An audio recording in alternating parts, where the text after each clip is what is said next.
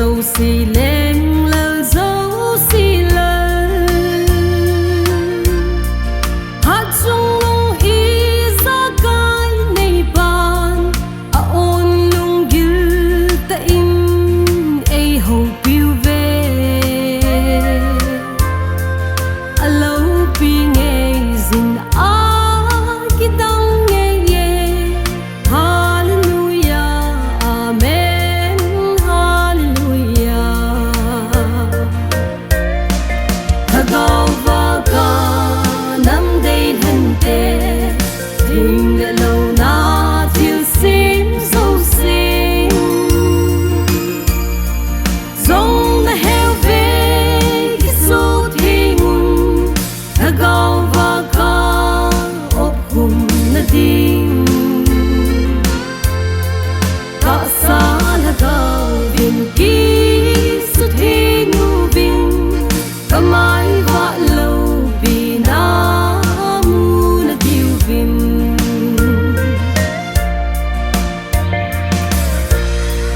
Kapi gam thing tui thing louna Thingle louna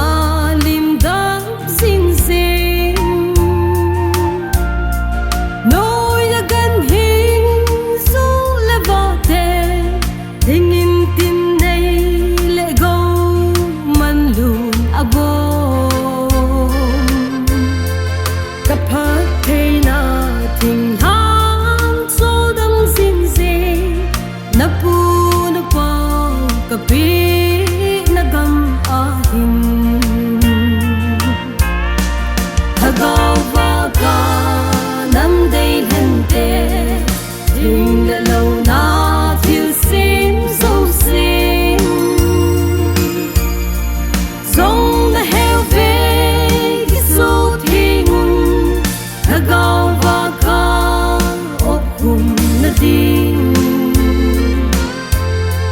Lhagaova kisu thengun kamai Aloupi namu na piuve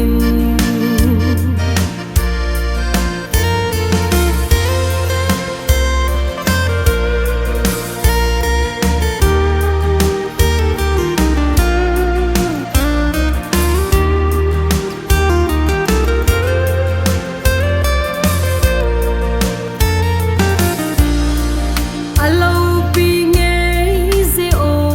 pakai na phat thei bo na akidang hi ata sen zo si chan na dia Vaihom thim pa pakai nang bo na hi ata san lo ho vang ata ngei zui na phat thei bo na va